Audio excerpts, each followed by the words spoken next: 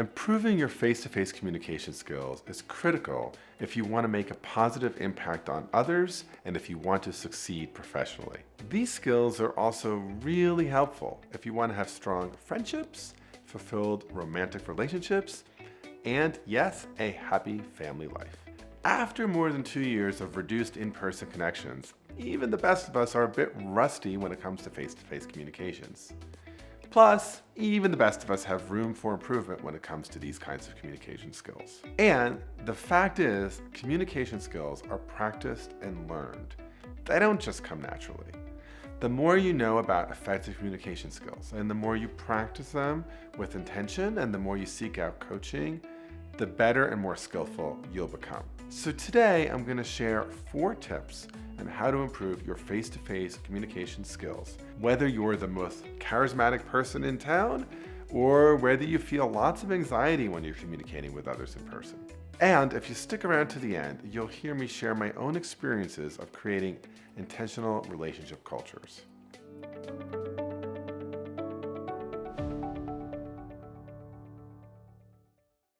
First thing you want to do is cultivate curiosity in yourself and ask open questions. So, when it comes to communication skills, many people think about the points they want to get across to the others. But I want us to start somewhere else, because really great communicators actually start not with their own points and perspective, but rather by cultivating a curiosity and an interest in the person or persons with whom they're communicating. So they ask questions like, what does the world look like from the perspective of the other? Or what is important to that person? Or what do they like? What do they value? How do they make decisions? If I want to succeed as a communicator, I can't start by just sharing my arguments or my perspective. I have to first understand the other person's world. And so that means I have to become deeply curious about them. It means asking open-ended questions. So these are questions that don't have a yes or no answer, but they're questions like, tell me more about why X is important to you, or I'd love to hear more about why you want to work here. These kinds of questions make us a more effective communicator. Why is that the case? Well, for at least 2 reasons. First, all of us want to feel heard, all of us want to feel seen. And so one of the best ways that we can do that is by building that rapport by asking the kinds of questions that show we're really interested in them, that I do want to see them, know them, hear them. In fact, though, even if I could read their mind and heart and actually know everything they are thinking, seeing, hearing, and feeling, there are still benefits to actually asking sincere and open questions. And that's because doing this meets the other person's interest in feeling heard and valued. You gotta make them feel special. And the more someone feels heard and valued, the more likely it is they're going to reciprocate when it comes time for them to hear my viewpoint. This is called the reciprocity principle. Through the years, when a student has come to my office for advice about a career or some other issue, I actually spend most of the first meeting asking them lots and lots of questions. What's important to them in their career and why? And how do they see various trade-offs? And what would success look like in 5 years or 10 years?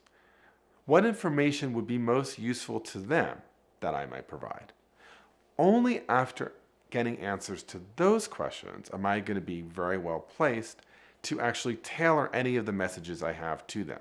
So even though you might be thinking, gosh, isn't it inefficient to ask them all these questions? Why not just give them my advice? The reality is I'm going to have much more impact if I could frame any advice or wisdom I have in a way that is actually aligned with their interests and concerns, in a way that's most likely to land for them. Second, with respect to face-to-face communication, whenever you can, establish eye contact and an open stance. So in communication, right, it's not just what you say, it's also how you do it.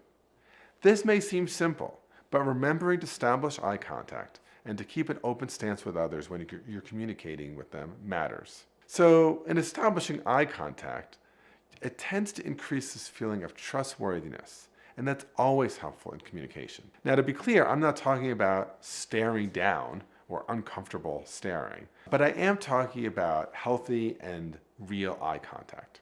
I want eye contact. Similarly, keeping an open body stance rather than a closed stance and ensuring that you are about 2 to 4 feet away from the other person helps establish rapport and honors their own zone of physical space.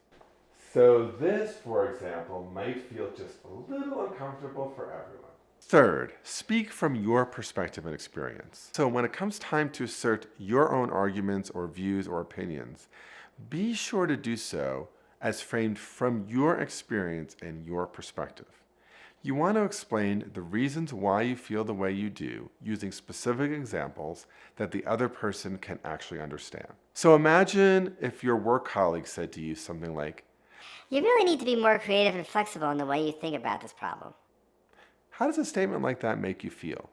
Are you more or less willing to agree with them or to even hear what they have to say? My guess is that a statement like this has already turned you off, making you less likely to be persuaded by or listen to them.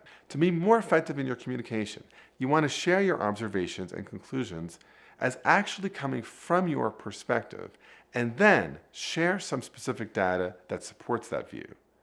And then you might consider asking them what their reaction is or what you might have missed. So let's take the same example. Imagine your colleague says this to you instead. So one thing you might consider from my perspective would be allowing yourself just a bit more creativity and flexibility in the way you approach this problem. Here's what's making me suggest this. Last week when we were discussing how best to spend our advertising dollars, I noticed that your negative reaction to that new first-year associate's ideas made him feel a bit dejected. And to be honest, I kind of thought at least some of what he had to say had a bit of merit. I'm kind of curious what your reaction is. So, to improve your skills of face-to-face communication, consider these 4 key steps. 1, cultivate curiosity and ask open questions so that you can learn what the world looks like from the perspective of the other. Doing so will make them feel heard and valued.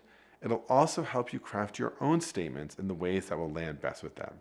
2, always work to establish good eye contact and an open stance with the other person, ensuring that you're providing at least 2 to 4 feet of personal distance between you so that you have a zone of personal comfort and safety.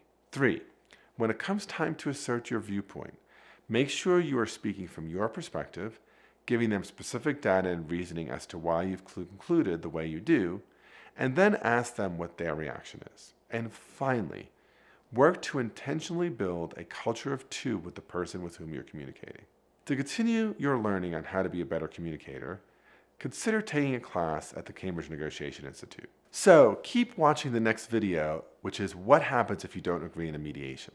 I'm Bob Bordone. Thanks for watching, and let's keep negotiating together. Here comes that video.